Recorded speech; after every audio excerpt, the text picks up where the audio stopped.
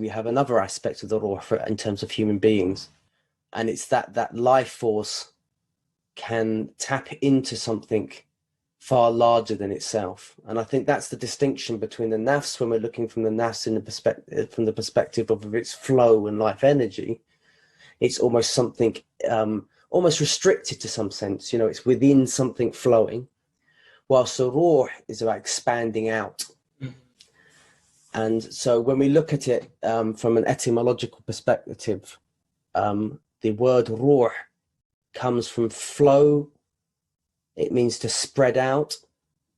It means to be gentle and subtle and expansive.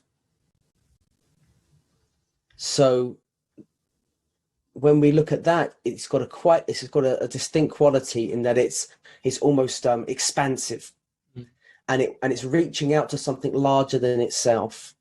It's craving to connect to something larger, whilst the life force is, to some degree, the life force wants to assert itself in the world, but it's to some degree, my understanding is that it's limited within the vessel, whilst the Ruh is something that's much more sort of subtle and much more... Yeah.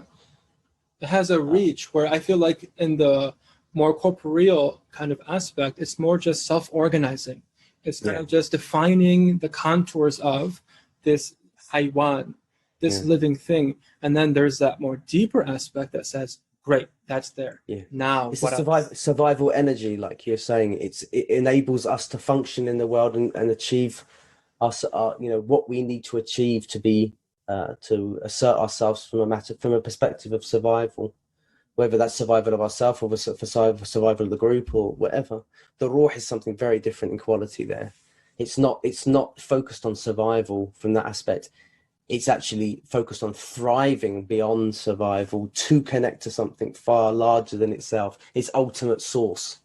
And it's so almost difficult to really grasp, because it's the words that come from it as like perfume. You smell it, it's there, but you can't detect its body. Yep. And you can't even detect its direction sometimes, like the wind, and the wind is another word that comes from this root.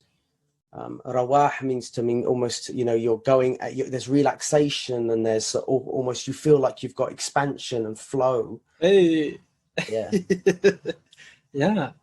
So when people are dancing, even, I mean, I get that when even as you were doing that, just people just dancing and flowing. And I mean, these are things that I kind of shifting gears a little bit, but, these are things that we can do with one another to help, bring that kind of flow state in, because all of nature, you find, is expressing rawah. There's a type of flowingness and easiness, a sense of being, a sense of going into something. It's not stagnating and ever, even the mountains are moving, everything is moving in its own pace by its own nature. So when you did that, I just remind, there is a type of flowingness. We have to be able to allow ourselves this thing. And, the more that we are able to connect with that within us, the more that we can be able to share that with one another. Well, dance, if you look at dance, there's almost a craving to be into connection and rhythm with something else. Totally. And the Ruh has that quality, is it's craving to be in rhythm with its ultimate maker. And so what you've touched upon there, and what we've been exploring, is that's very much in this world still. It's our experience of the other. And so, but when we're speaking from an Islamic perspective, from a spiritual, like a religious perspective, we're speaking about the connection to the ultimate, really, and, really being able to get outside of ourselves. And so, but all of these, as I said, they all overlap with one another, and they're all interconnected and relate to one another. It's like the higher sphere of all these things we've been exploring, to be honest. And it's almost the seat for the qalb. It's like it's feeding the qalb. The qalb, we said, is the capacity for us to really grab things and almost work with them, almost be able to analyze them, understand them, and then work with them. But the Ruh is really feeding the heart about what it's, what it's craving, and giving it that sense of what it needs to connect to ultimately, which is its maker. Yeah.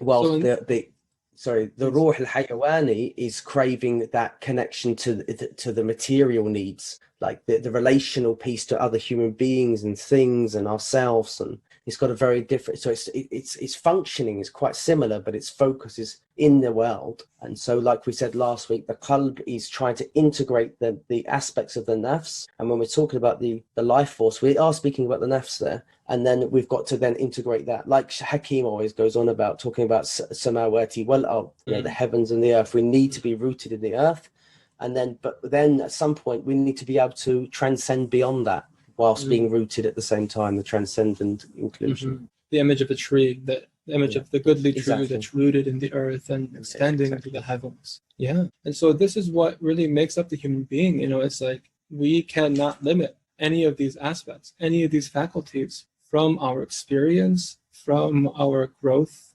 process. All of these things are necessary for us individually and collectively. And we find that, in some way, I know we maybe touched upon this in the first few sessions, but the idea of really going too quickly, then maybe. Yeah, this is important. Too this point, quickly without having that self-organizing safety container of the ruh first, to allow that kind of later transcendent capacity. We need a sense of our life energy. We need a sense of ourself before we start transcending.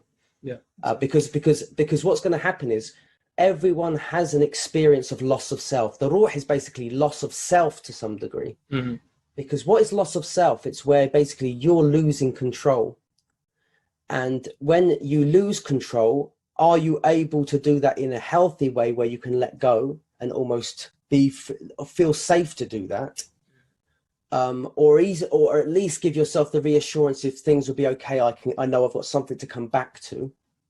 And we can experience that on a very simple level of, like, you lose your job, and then you feel this loss of self because you identified with your job.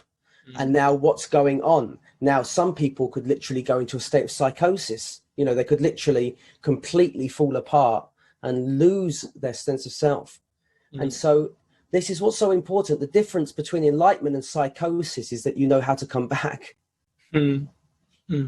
Because ultimately, and you've got a grounded nafs that went through the stages of development, understands those, experienced those stages of development. And they've also got a paradigm, like a reference point for life. That's why tradition is so important. If you don't have that, and then something happens where you have a shattering of the self, which is a ruhi experience, because the ruh is beyond the self to some degree. This is why we're suffering from, psychosis is so deadly in a secular society, because we just don't know how to deal with it, because it's all about keeping yourself together no matter what. And that's not possible. You will have moments in your life when you have complete loss of self. And so how do we deal with that? And so, this is what the ruh is, almost you lose that sense of self. But because we have a religious paradigm to work from, that there's a reassurance that we can come back, and we have a community that understand the tradition. Hopefully we have people grounded in tradition, that we've inherited practices to help people come back and find themselves after that.